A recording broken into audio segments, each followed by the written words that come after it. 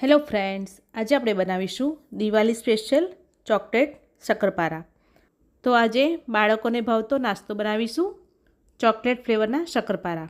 દેખાવમાં જેટલા એટ્રેક્ટિવ છે એટલા જ ખાવામાં ટેસ્ટી છે.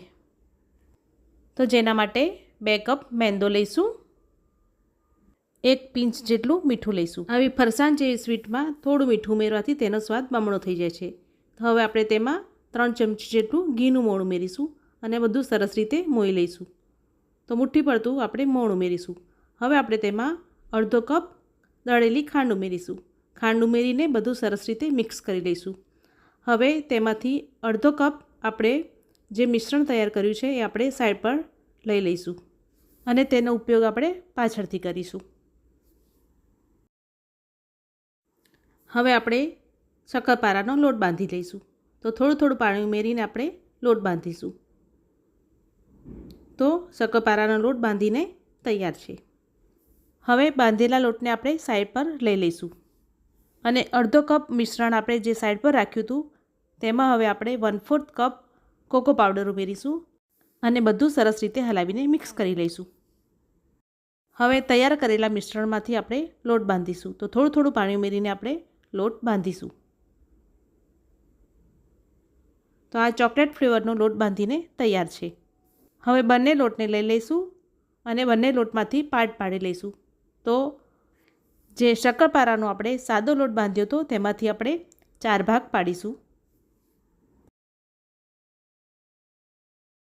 અને જે આપણે ચોકલેટ ફ્લેવરનો શક્કરપારાનો લોટ બાંધ્યો છે તેમાંથી આપણે 2 ભાગ પાડીશું. હવે આમાંથી આપણે રોટલા વણીશું. તો પહેલાં સાદો રોટલો વણીશું.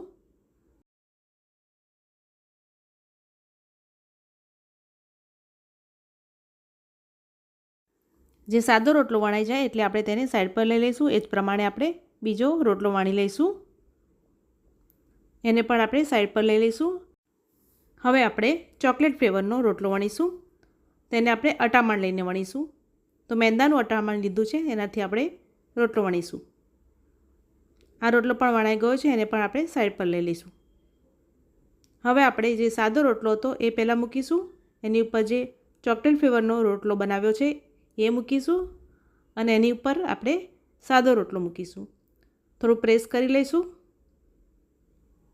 અને આપણે સાઈડની કિનાર કાપી લઈશું બંને સાઈડથી અને હવે આપણે શક્કરપારાનો ત્રિકોણ શેપ આપીશું.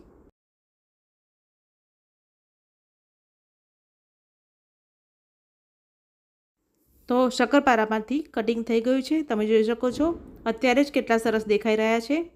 તો એ જ પ્રમાણે આપણે બધા જ શક્કરપારાનું કટિંગ કરીને તૈયાર કરી લીધું છે. હવે આપણે તેને તળી લઈશું. તો ગેસની સ્લો ફ્લેમ પર આપણે શક્કરપારાને તળીશું. પહેલાં તેલ સરસ રીતે ગરમ કરી લેવાનું, પછી આપણે સ્લો ફ્લેમ પર શક્કરપારાને તળવાના. લાઇટ બ્રાઉન કલરના થાય એ રીતે આપણે શક્કરપારાને તળી લઈશું.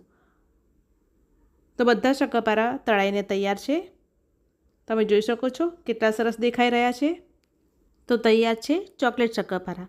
જો તમને મારી રેસીપી પસંદ આવી હોય તો મારી ચેનલ ટેસ્ટ ઓફ વેજી ફૂડને લાઇક, શેર અને સબસ્ક્રાઈબ ચોક્કસથી કરજો.